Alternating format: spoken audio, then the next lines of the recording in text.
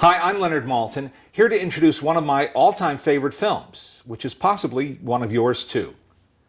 And a great movie, as you must know, doesn't just happen. There's no scientific formula.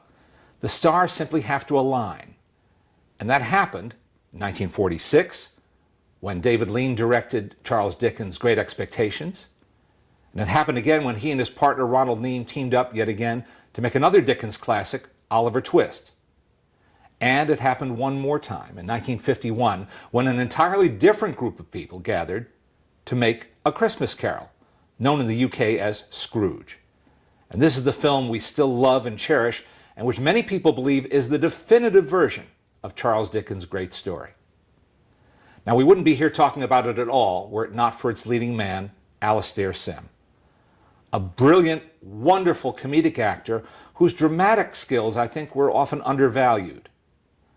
But I think the reason that he's so great as Scrooge is that we believe him at every step of this story.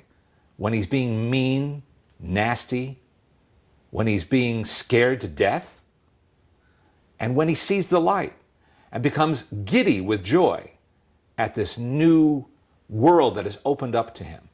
I don't think I've seen any other actor portray that aspect of Scrooge so beautifully or so convincingly.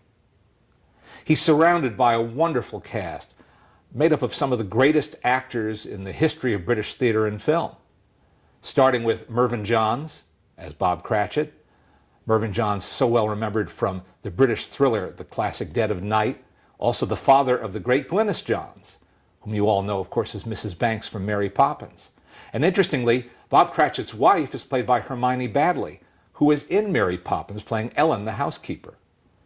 Another generation got to know her on television in the 70s as the housekeeper Mrs. Naugatuck on the TV series Maude.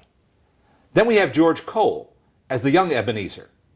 And interestingly, in real life, Alastair Sim helped raise George Cole and mentored him, got him started in the acting profession. Michael Hordern plays Jacob Marley, and of course Marley's ghost, one of the great British actors of the 20th century, later knighted Sir Michael Hordern. You've seen him in countless plays, movies, television shows, and many people remember him as Gandalf in the classic BBC radio adaptation of The Lord of the Rings. Ernest Thesiger plays an undertaker, a rather small role here, but if you love movies, you must know Bride of Frankenstein, and if you know Bride of Frankenstein, you can't forget him as Dr. Pretorius. It's always wonderful to see him in any film. A young character actor named Peter Bull was just getting started in his career. He's maybe best remembered as the Russian ambassador in Dr. Strangelove. Here, he has a rather small role as a businessman, but he's pretty unmistakable. He also narrates the film. And then there's Patrick Macnee, then an unknown just at the beginning of his career, later to gain immortality as John Steed on The Avengers, here playing a young, cheerful Jacob Marley. There's an interesting assortment of people behind the camera as well. Irish-born director Brian Desmond Hurst enjoyed success, worked steadily from the 1930s to the mid-1960s, and yet I don't think there's anything else on his resume that you would call a classic except this movie. That's not true for screenwriter Noel Langley, because he was one of the principal writers of The Wizard of Oz, and that's hard to top. He went on to make many other films in the 1950s, including Dickens' The Pickwick Papers and a remake of A Tale of Two Cities with Dirk Bogarde, not to mention Walter Scott's Ivanhoe and Knights of the Round Table. Two members of the production team later went on to become directors. Cinematographer C.M. Pennington Richards worked mostly in television, directing such shows as The Buccaneers, Ivanhoe, and Danger Man, the one we know as Secret Agent with Patrick McGoohan.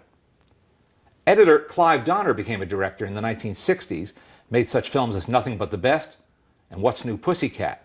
But most significantly, in the 1980s, he directed two TV movie adaptations of Charles Dickens' classics, both starring George C. Scott and all-star casts. In 1982, he made Oliver Twist, with Scott as Fagin, and in 1984, he made, yes, A Christmas Carol, with George C. Scott as Scrooge.